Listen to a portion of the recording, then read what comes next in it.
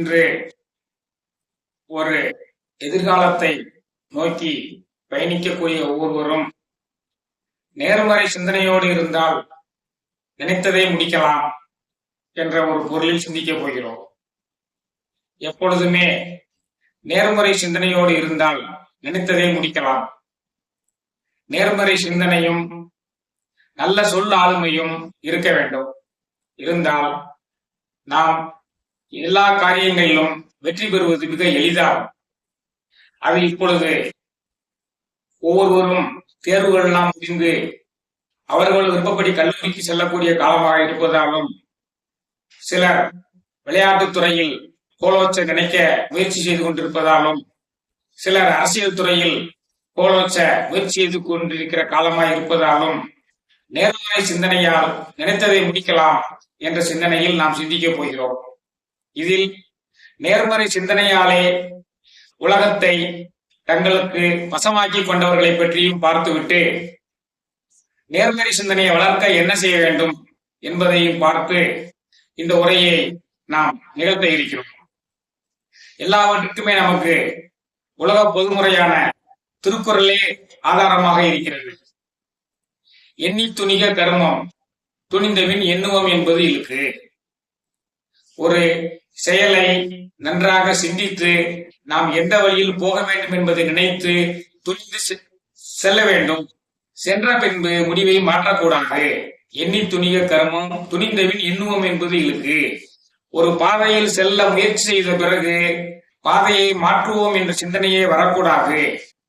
நேர்மறை எண்ணத்துடன் பீடு நடை போட வேண்டும். வெள்ளத்தனைய மலர் நீட்டம் மாந்தர்தான் உள்ளத்தனையது உயர்வு. ஒரு குளத்தில் இருக்கக்கூடிய தாமரையானது குளத்தில் நீர்மட்டம் உயர உயர அதனுடைய தண்டு வளர்ந்து கொண்டே செல்லும். அதை போல உங்களுடைய உள்ளம் எந்த அளவுக்கு உயர்வாக எண்ணுகிறதோ அந்த அளவுக்கு நீங்கள் உயர்வடைவீர்கள். உன்னதமே நோக்குக. எப்பொழுதும் மேக்சிமத்தையே பார்க்க வேண்டும். எப்போதுமே சிகரத்தையே நோக்கி சிந்திக்க பழக வேண்டும். நம்மளுடைய சிந்தனை முழுவதும் உயர்வாக இருக்க வேண்டும். மறந்தும் கூட தளர்வான சிந்தனைக்கு இடம் கொடுக்க கூடாது. தளர்வான வார்த்தைகளை பேசக்கூடாது. இதற்கு முக்கியமாக வாழ்ந்து வாழ்க்கையை நிறைவு செய்த வீர புருஷர்கள் என்று எடுத்துக்கொண்டேமே ஆனால் முதலில் அண்ணல் மகாத்மா காந்தியடிகள். அவர் அகிம்சையாலே இந்தியாவிற்கு சுதந்திரம் வாங்கி கொடுக்க முடியும் என்று எண்ணி துணிந்தார், செய்து காட்டினார். முழுக்க முழுக்க பாசிட்டிவ் ஆட்டிடியூடுடன் அவருடைய சுதந்திர வேட்கையை நடத்தியதால் தான் இந்தியாவுக்கு சுதந்திரம் கிடைத்தது. அடுத்து நமக்கு எல்லாம் தெரிந்த பேரறிஞர் அண்ணா அவர்கள். அவர் சிறந்த நாடக ஆசிரியர், நாடக நடிகர், இலக்கிய பேச்சாளர். எல்லா இடங்களிலும் அவர்களுடைய பேச்சுக்கான அங்கீகாரத்தை கோலோச்சியவர். தன்னுடைய எழுத்தினாலும் பேச்சினாலுமே அவர் இந்தியாவிலேயே முதன்முதலாக ஒரு கட்சியை ஆரம்பித்து அந்த கட்சியை ஆட்சியை பிடிக்க வைத்தார். ஃபுல் ஆஃப் பாசிட்டிவ் ஆட்டிடியூட் பேரறிஞர் அண்ணா அவர்கள்.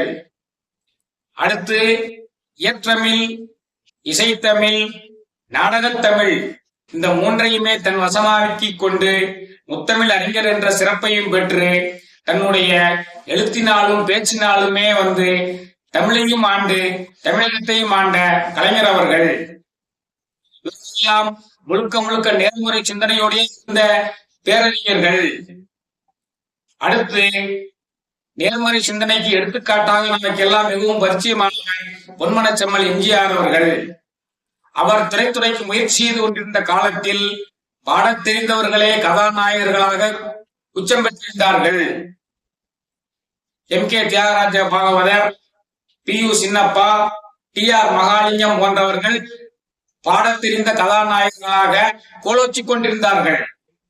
அப்படி இருக்கக்கூடிய காலத்தில் பாடத் தெரியாது இருந்த இவர் தன் மீது உள்ள செல்ஃப் கான்பிடன்ஸின் மூலமாகவே முயற்சி செய்து கொண்டிருந்து பாடத் தெரியாத ஒருவர் திரைத்துறைக்கு வந்து உச்சம் பெற்றார் என்றால் அது பொன்மனச்செம்மல் எம்ஜிஆர் அவர்கள்.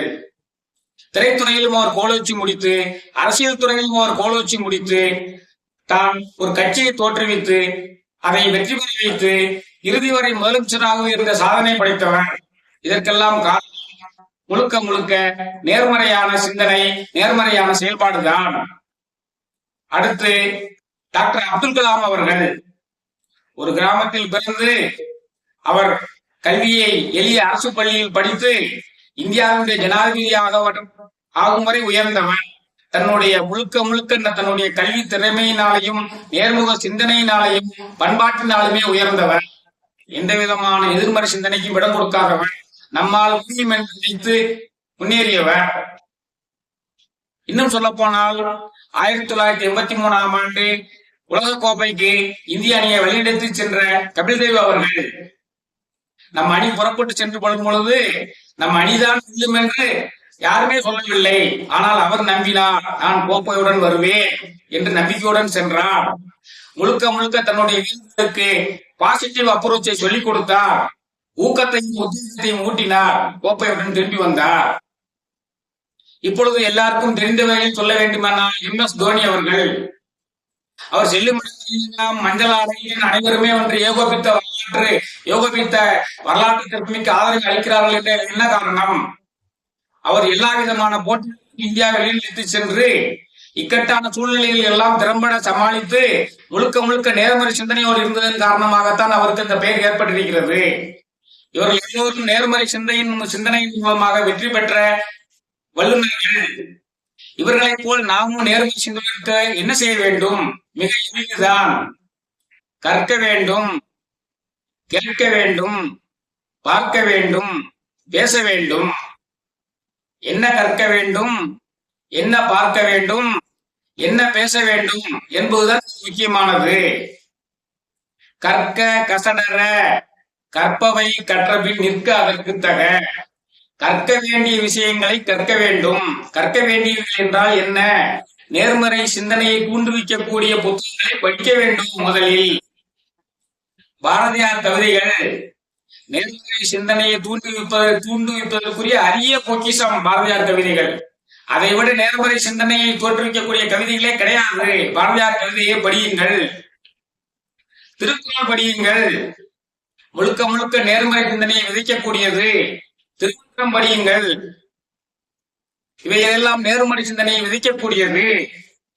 ஔவையாருடைய பாடல்களை புறாம் படியுங்கள். நேர்மறை சிந்தனையுடைய பாடல்களை புறாம் படியுங்கள். அதான் கற்க வேண்டும். கற்க கசடர கற்பவை கற்றபின் நிற்க அதற்கு தக. உன்னால் முடியும் தம்பி என்று நம்ப வேண்டும். அத்தகைய நம்பிக்கையை ஊட்டக்கூடிய புத்தகங்களை எல்லாம் படிக்க வேண்டும்.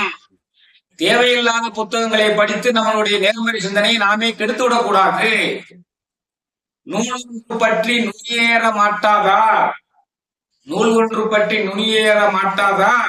பால் ஒன்று பற்றினால் பண்பின் தலைக்கெடும். கோல் ஒன்று பற்றினால் கூடா பறவைகள் மால் ஒன்று பற்றி மயங்குகிறார்களே. தானியத்தை தின்னவிடக்கூடிய பறவைகளை விரட்டுவதற்கு ஒரே ஒரு குச்சியை தூக்கினாலே அனைத்து பறவைகளும் ஓடிவிடும். அதே போல நல்ல புத்தகங்கள் ஒன்றை படித்தால் உங்களிடமுள்ள தீய எண்ணங்கள் எல்லாமே ஓடிவிடும். மாறாக தீய புத்தகத்தை படித்தால் நெகட்டிவ் ஃப்ரீக்வன்சி கூறாமே உங்களை அமுக்கிவிடும். அதான் இந்த பாட்டு, திருமந்திர பாடல். தகுதியான நூல்களை கற்றறிந்து படிக்க வேண்டும். அதான் என்ன கற்க வேண்டும் அப்படிங்கறதுல அதை சொல்ல வேண்டியிருக்குது. அடுத்து என்ன கேட்க வேண்டும்? நல்லவைகளை கேட்க வேண்டும். எனைத்தானும் நல்லவை கேட்க அனைத்தானும் ஆற்ற பெருமை தரும்.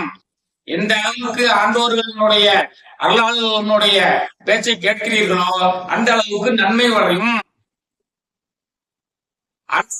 பேச்சு எந்த அளவுக்கு நமக்கு உதவி பெறும் என்றால், இழுக்க உடைந்து ஊற்றுக்கோளற்றே ஒழுக்கமுடையார் வாய்ச்சொல். ஒழுக்கமுடையவனுடைய அந்த நம்பிக்கையை ஊட்டிய சொற்களானது வழுக்குதலையுடைய நிலத்தில் நடக்கும் பொழுது ஊன்றுகோல் எப்படி உதவுமோ அப்படி உதவும். அத்தகைகளை கேட்க வேண்டும். நல்லவைகளை படிக்க வேண்டும். நல்லவர்கள் பேச்சை கேட்க வேண்டும். என்ன பார்க்க வேண்டும்? நல்லவை பார்க்க வேண்டும். அமங்கலமான விஷயங்களை பார்க்க கூடாது. வீட்டில் எப்பொழுதுமே மங்கள ஓசை ஒலித்துக் கொண்டிருக்குமாறு செய்ய வேண்டும். தொலைக்காட்சிகளில் ஒப்பேறி வைக்கக்கூடிய நிகழ்ச்சிகளை பார்க்க கூடாது. அமங்கலமான வார்த்தை வீட்டில் ஒலிக்கக்கூடாது. வீட்டில் காலை நேரங்களிலும் மாலை நேரங்களிலும் மங்களமான பக்தி இசை முழங்க வேண்டும். பக்தி இசை முழங்க வேண்டும். திருமண வைபவம் நடக்கும் பொழுது தாலி கட்டும் நேரத்தில் கெட்டிமேளம் கெட்டிமேளம் என்று ஏன் சொல்லி கெட்டிமேளத்தை உறக்க அடிக்கிறார்கள். ஏதேனும் ஒருவர் மண்டபத்தில் இருப்பவர் அமங்கலமான ஒரு வார்த்தையை பேசிக் கொண்டிருக்க அது மணமக்களுடைய காதில் விழுந்து விடக்கூடாது என்பதற்காகத்தான் அந்த கெட்டிமேளம் அடிக்கப்படுகிறது. அதே போலதான் வீட்டிலும் எப்பொழுதுமே மங்கள இசையை ஒலித்துக் கொண்டிருக்க வேண்டும். ஒப்பாரி இசைகளோ அருள்களோ மாமியார் மருமகளை வசைபாடுவதோ மருமகள் மாமியாரை வசைபாடுவதோ போன்ற அமங்கலமான கெட்ட வார்த்தைகளை ஒழிக்கக்கூடிய தொலைக்காட்சி நிகழ்ச்சிகளை நிறுத்த வேண்டும். அதான் என்ன பார்க்க வேண்டும், என்ன கேட்க வேண்டும், நல்லவையே காண வேண்டும், நல்லவையே காண வேண்டும். அதற்குத்தான் காலை எழுந்தவுடன் சூரியனை பாருங்கள், காலை எழுந்தவுடன் சூரியனை பாருங்கள், வாழ்க்கை பிரகாசமாக இருக்கும். மூன்றாம் முறை சந்திரனை பாருங்கள் என்றெல்லாம் வைத்திருக்கிறார்கள். திருமண நிகழ்வுகளை பாருங்கள். இறை வழிபாட்டிற்கு சென்று கோயிலில் உள்ள அனைத்து தத்துவங்களையுமே உணர்ந்து இறை வழிபாடு செய்யுங்கள். நல்லவையெல்லாம் உங்கள் மனதில் பதிய வேண்டும். நல்லவைகளை பார்த்தால் நல்லவையெல்லாம் பதிந்தால் உங்களுடைய எண்ணம் பாசிட்டிவாக மாறும். பாசிட்டிவாக எப்பொழுதுமே இருக்கும். அதுதான் முக்கியமானது. எல்லாமே நெகட்டிவ் தாட்ஸோட இருந்தால் அவர்கள் எல்லாமே இல்லாதவர்களாகவே இருப்பார்கள்.